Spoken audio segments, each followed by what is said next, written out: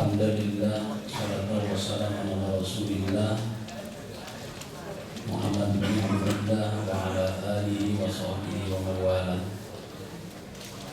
Asyhadu an la ilaha illallah wahdahu la syarika lah wa asyhadu anna Muhammadan abduhu wa rasuluhu alladzi la nabiyya ba'dah.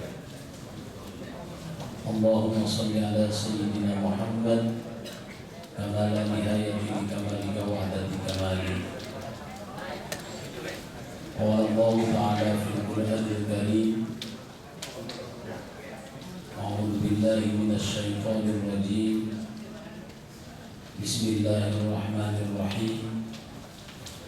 Inna fi khalqis samawati wal ardi wa ikhtilafil laili wan nahar la ayatin li ulil albab alladzina yadhkuruna Allaha qiyaman wa qu'udan wa 'ala junubihim wa yatafakkaruna fi khalqis samawati wal ardi Rabbana ma khalaqta hadza batila subhanaka faqina 'adzaban nar. Shadaqallahul 'aliyyul 'azim. Hadirin wal hadirat jemaah salat zuhur yang dimuliakan oleh Allah Subhanahu wa taala. Alhamdulillah, kesempatan ini kita masih diberikan kesehatan oleh Allah Subhanahu wa taala, sehingga di tengah-tengah rutinitas atau kesibukan kita bisa meluangkan waktu untuk memenuhi salah satu titahnya, yaitu ibadah sholat zuhur berjamaah. Tentunya harapan kita sholat zuhur kita diterima oleh Allah. Sholat zuhur kita juga membekas di dalam kehidupan kita sehari-hari sebagai asal, sebagai penunjuan tahan realisasian dari pesan-pesan moral dalam ritual ibadah sholat zuhur. Doa kita juga semoga dikabulkan, dijabah oleh Allah Subhanahu wa taala. Hadirin wal hadirat jemaah salat zuhur yang dimuliakan oleh Allah. Pengajian siang hari ini seperti tadi disampaikan, temanya adalah lillah, bukti lillah di alam semesta. Lillah ini asal katanya Allah ditambah dengan huruf lam, jadi lillah. Ada lillah yang berarti lil milki, seluruh yang ada di langit, seluruh yang ada di bumi, seluruh yang ada di alam ini adalah milik Allah. Tapi terkadang kita juga sering mendengar lillah ini bermakna ketulusan, keikhlasan, tidak ada beban, tidak ada tuntutan apapun kecuali hanya karena Allah. Ada istilah kalau lillah tak akan lelah. Kalau seluruhnya dikerjakan lillah karena Allah, maka tidak akan lelah, tidak akan capek. Tapi lillah yang akan jadi materi bahasan pengajian siang hari ini adalah lil milki. Lillah artinya segala sesuatu milik Allah. Segala sesuatu diciptakan oleh Allah. Kullu syai'in itu makhluk yang diciptakan oleh Allah. Hadirin wal hadirat yang Allah, wujud Allah, keberadaan Allah itu dibuktikan dengan dalil adanya ini semua makhluk. Saya masih teringat salah satu kitab yang tipis, namanya kitab Tijan Daruri. Tijan ini kitab yang pertama dikaji oleh para pemula. Kalau nggak salah cuma 12 halaman. Dan di sana membicarakan tentang sifat wajib bagi Allah, sifat mustahil bagi Allah, sifat wajib bagi Rasul, sifat mustahil bagi Rasul, dan sifat jaiz bagi Allah dan sifat jaiz bagi Rasul dalam kitab tersebut. Dan sampai sekarang karena kitab itu dikaji oleh orang-orang pemula, kitab itu berbicara tentang akidah, kitab itu berbicara tentang tauhid, penanaman sikap ketauhidan seorang hamba sejak dini. Banyak orang yang menganggap enteng dalam kitab tersebut karena yang dikajinya hanya sifat 20 dan lain sebagainya. Tetapi saya punya cerita, saya mau sampai di sebuah daerah. Guru saya itu punya guru lagi, dan gurunya itu sering hilang ketika malam Jumat. Tidak ada di pesantren. Santrinya itu yang dari guru saya itu bertanya, Pak Kiai, kalau bahasa sekarang, kalau malam Jumat itu suka kemana? Semua santri diliburkan dan Pak Kiai itu juga tidak ada. Kata Kiai itu, saya itu sedang membeli, sedang belanja. Belanja apa? Ya untuk dijual kepada kalian. Belanja ini. Bolehkah saya ikut? Tidak boleh. Kamu istirahat saja. Jadi karena terlalu sering bertanya dan mohon untuk dibawa, ternyata Kiai itu ikut ngaji lagi. Ada kiai-kiai besar setiap malam Jumat itu kumpul di pesantren Gentur Cianjur. Gentur merupakan Cianjur. Lama-kelamaan si santri itu tetap mau ikut, akhirnya dibawa. Habis maghrib tidak ada pengajian, habis isya tidak ada pengajian. Tetapi ngajinya itu jam 1 malam.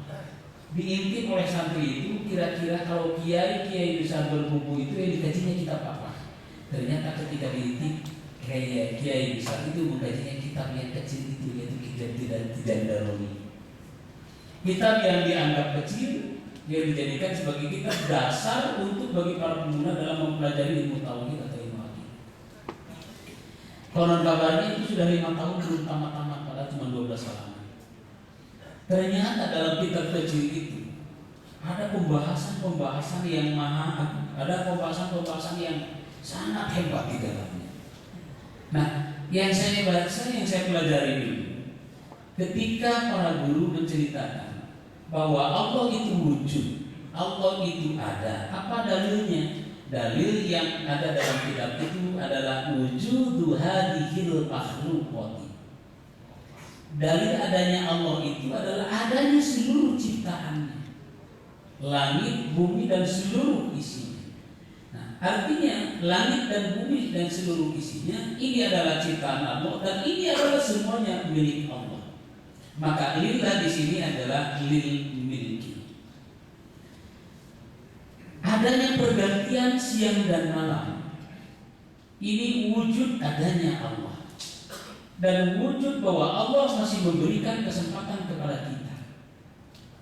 Adanya pergantian siang dan malam karena adanya ciptaan Allah yang namanya langit dan bumi. Langit dan adanya bumi dan matahari. Dan suatu saat matahari itu akan hilang. Konon kabarnya menurut para ahli, saya belum begitu ahli di bidang astronomi.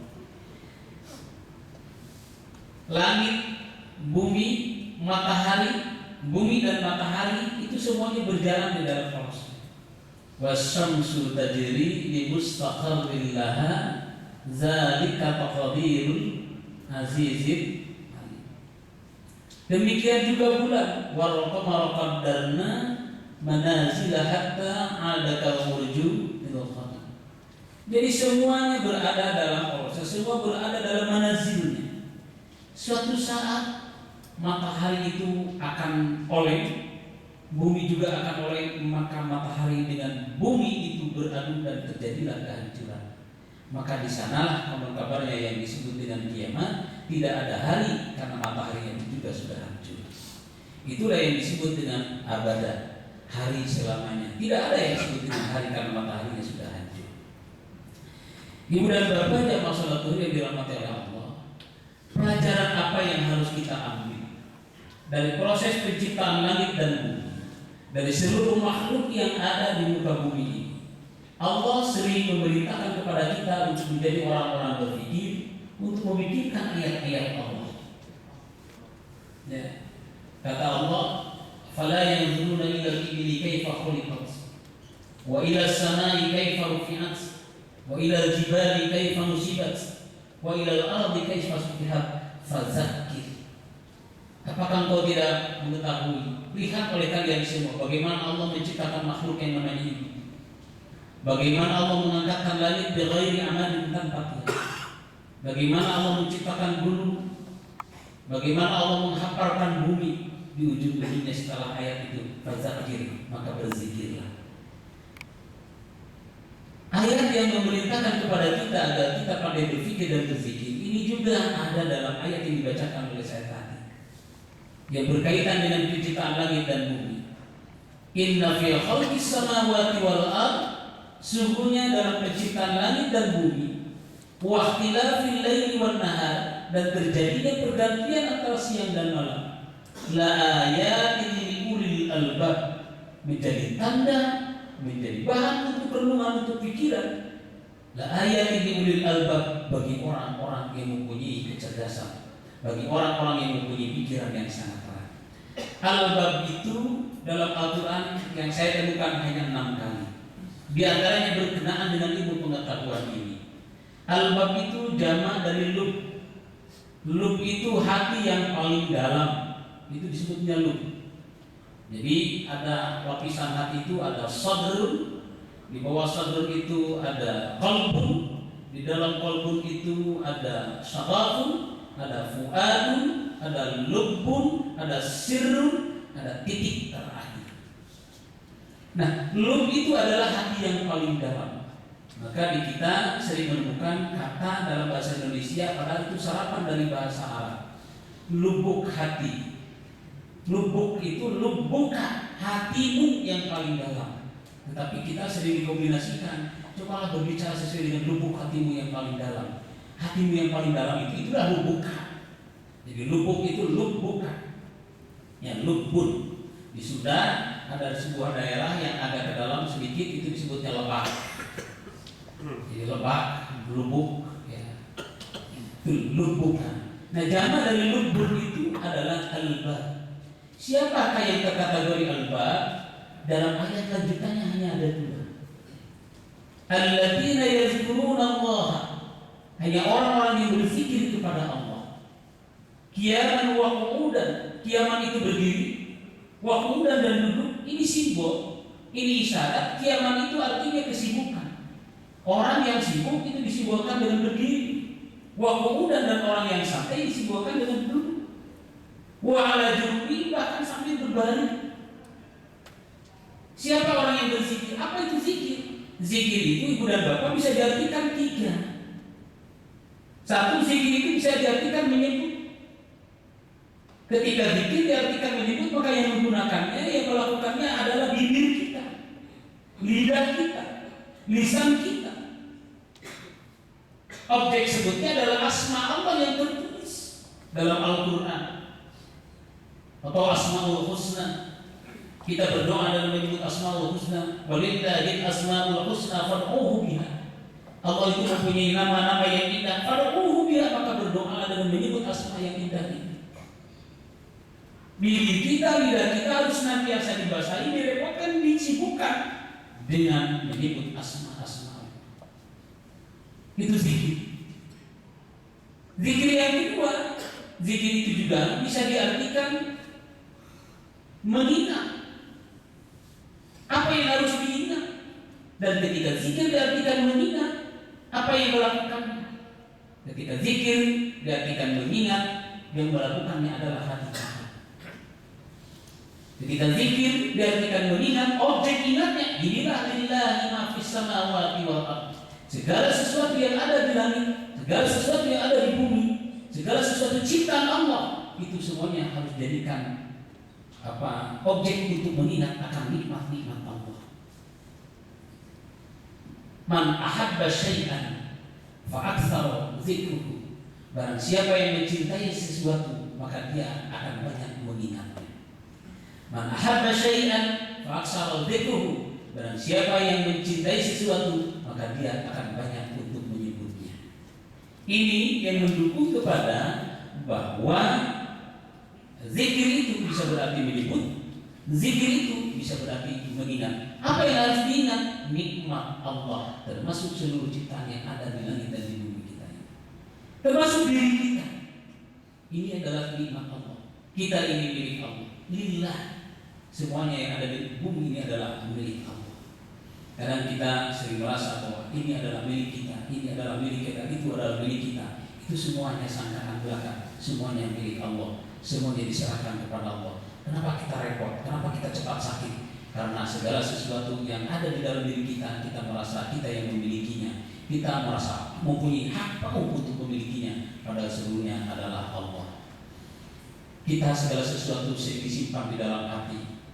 Punya mobil mewah, gedung seperti locek, wah yang sakit hati, padahal mobilnya nggak apa-apa, karena mobilnya disimpannya di hati, mobilnya tidak disimpan di garasi. Kalau punya mobil mewah, simpannya di garasi, jangan di hati. Kalau di hati kocek sedikit, kesenggol sedikit, wah itu cepat sakit hatinya. Ya, semuanya milik Allah. Kita ini hanya mempunyai kewajiban untuk mengurusnya. Kita ini hanya mempunyai kewajiban untuk memelihara. Annal arda yarithuha ibadiyas shalih. Bumi ini diciptakan, diwariskan untuk orang-orang, untuk hamba-hamba yang saleh. Maka kita tidak mempunyai hak penuh untuk memiliki segala sesuatu yang ada di langit dan bumi. Semuanya hak penuhnya adalah milik Allah. Kita beribadah, kita berusaha, kita berzikir dengan cara memelihara dan menjaga, melestarikan segala sesuatu yang menjadi milik Allah. Yang ketiga, zikir itu bisa diartikan berfikir.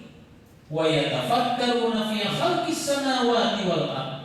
Ketika zikir diartikan berfikir, maka yang menggunakannya, yang melakukannya adalah akal. Objek fikirnya adalah, nah ini lillah, segala sesuatu yang dimiliki oleh Allah yang ada di langit dan di bumi. Lillah. Yang mengerjakannya adalah akal kita. Apa itu akal? Akal itu, ibu dan bapak banyak yang menerjemahkan akal itu di sini, bukan. Kalau di kepala itu bukan akal tapi otak. Semua manusia, hewan punya otak. Tapi kalau akal hanya manusia, dan itu yang membedakan antara manusia dengan makhluk-makhluk yang lainnya karena ada akal. Rasulullah pernah ditanya, ya Rasulullah, ma huwal aql? Wahai Rasul, apa yang disebut dengan akal? Kata Rasul, al-aqlu nurun fil qalbi yufarriqu bainal haqq wal batil. Yang disebut dengan akal itu adalah sinar yang memancar dari hati, yang mampu dalam aktivitasnya membedakan antara yang hak dan yang batil. Itu akal. Maka akal itu merupakan aktivitas hati, itu disebut akal. Kenapa saya katakan seperti itu? Didukung oleh kedudukan kalimat akal itu dalam Al-Quran. Seluruh akal itu di dalam Al-Quran ditampilkan dalam bentuk kata kerja atau kata fi'il. Ya, ini mengartikan bahwa akal itu merupakan aktivitas. Ya, akal itu aktivitas dari hati. Yufarriqu bainal haqq wal batil. Nah, kita mempunyai potensi fikir, kita punya akal, maka berzikirlah dengan cara berfikir tentang ayat-ayat Allah.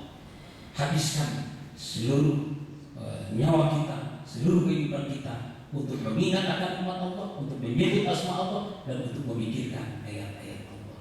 Bagi orang-orang yang pandai berzikir, berzikirnya dengan cara menyebut asma Allah, berzikirnya dengan cara mengingat akan nikmat-nikmat Allah, berzikirnya dengan cara memikirkan ayat-ayat Allah, pasti kesananya akan memunculkan ketajuban di dalam dirinya. Rabbana ma khalaqta hadza batila. Itu bukti ketajuban. Rabbana, ya Tuhan kami, ma khalaqta hadza batila. Sungguh Engkau menciptakan segala sesuatu itu tidak sia-sia. Ma khalaqta hadza batila. Segala sesuatu yang diciptakan oleh Allah, sekalipun ada badarannya, pasti ada manfaatnya. Allah menciptakan nyamuk saja. Nyamuk bagi kita adalah musuh. Ketika nyamuk menyengat tangan kita, kita sakit dan kita ingin memukulnya. Ketika memukulnya dan nyamuk itu dapat dipukul, di sana ternyata terdapat kenikmatan. Saya bisa merasakan paling nikmat kalau mendengar itu benar. Dan paling tidak nikmat kalau mendengar kita itu benar. Ternyata di balik sekatan nyamuk itu ada kenikmatan. Dan di sana kita harus berpikir, di balik Allah menciptakan nyamuk, Allah menciptakan makhluk yang namanya nyamuk. Ternyata betapa banyak orang yang dikayakan dengan ciptaan Allah tersebut, munculnya pabrik obat nyamuk dan lain sebagainya. Itu orang-orang yang kami membaca. Wa yatafakkaruna fi khalqis Subhanahu wa ta'ala. Nah, dengan ketiga pendekatan menafsirkan zikir tersebut, mengingat asma Allah, mengingat nikmat Allah, memikirkan ayat-ayat Allah, maka akan memunculkan ketakutan. Subhanaka faqina adzabannar. Maha suci Engkau ya Allah. Faqina adzabannar. Jauhkanlah aku dari siksa api neraka. Jadi ketajuban ungkapan subhanallah, ungkapan subhanaka itu tidak kosong. Tapi ungkapan subhanallah itu ada prosesnya. Prosesnya yaitu dengan tazakkur dan tafakkur. Mengingat, menyebut dan memikirkan. Muncul tasyakur. Tasyakur wujud dalam ketajuban diri kita. Ya Allah, Rabbana ma khalaqta hadza batila. Subhanallah, subhanaka. Maha suci Engkau ya Allah. Jadi mengungkapkan subhanallah itu tidak asal. Kalau kita kan asalnya subhanallah pisah ya, pakai pisah dulu. Subhanallah gitu ya. Jadi subhanallah yang kosong. Nah, subhanallah yang isi itu berangkatkan oleh sebuah proses, yaitu tazakkur dan tafakkur. Memahami akan ayat-ayat Allah. Setelah memahami, baru mengakui ada kekuatan di balik kekuatan ini. Segala sesuatu yang ada di bumi ini ada Allah yang menciptakannya. Subhanaka faqina adzabannar. Ujungnya ada sebuah doa. Faqina adzabannar. Ya Allah, jauhkanlah aku dari siksa api neraka. Artinya pesannya, Allah akan menjauhkan siksa neraka dari kita kalau kita pandai berpikir, kalau kita pandai berzikir, kalau kita pandai bersyukur, tazakkur, tafakkur dan tasyakur. Zikir diartikan menyebut, zikir diartikan mengingat, zikir diartikan berpikir. Zikir diartikan menyebut, objeknya adalah asma Allah. Zikir diartikan mengingat, objeknya adalah nikmat Allah. Zikir diartikan berpikir, objek fikirnya adalah ayat-ayat Allah. Dengan ketiga hal tersebut, maka muncul ketajuban dalam diri kita. Rabbana ma khalaqta hadza batila, subhanaka faqina adzabannar. Kalau sudah muncul ketajuban, respon kita terhadap ciptaan Allah, apa yang akan terjadi? Maka akan muncul kesadaran diri kita. Siapa sih diri kita ini sebenarnya? Betapa kecilnya diri kita ini. Maka ketika menyadarkan ada kesadaran dalam diri kita, akan ada yang disebut dengan ketajuban terhadap Allah. Maka muncullah tiada Tuhan selain Allah. Allah yang berhak semua. Allah segalanya. Segala sesuatu yang milik Allah. Kita ini hanya bagian terkecil dari ciptaan Allah. Kita ini hanya manusia yang mengisi bumi ini, yang bagian terkecil dari ciptaan Allah. Kita ini kecil. Sehingga kalau sudah merasakan diri kita ini kecil dibandingkan dengan kebesaran Allah, apa sih yang harus disombongkan oleh kita? Apa sih yang harus dibanggakan oleh kita? Oh, segala sesuatu yang bukan milik kita pun tetapi milik Allah. Kita aja di sini hidup di dunia ini adalah merupakan anugerah Allah, satu-satunya akan kembali kepada Allah. Dengan demikian maka tazakkur, tafakkur, tasyakur, berzikir itu mengingat ayat-ayat, mengingat nikmat Allah, berpikir ayat-ayat Allah, pada hakikatnya adalah sedang membina kita, sedang mendidik diri kita agar kita sadar siapa sih sebenarnya diri kita. Diri kita hanya makhluk kecil dibanding makhluk-makhluk yang diciptakan oleh Allah yang lain, tapi mempunyai tugas besar. Apa tugas besarnya? Tugas besarnya kita adalah khalifah fil ardh.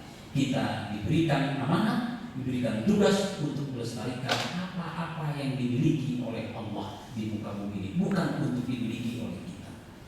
Kita mempunyai tugas besar untuk memanfaatkan apa-apa yang diberikan oleh Allah sebagai bentuk rasa syukur kita atas berbagai kenikmatan yang telah dianugerahkan oleh Allah.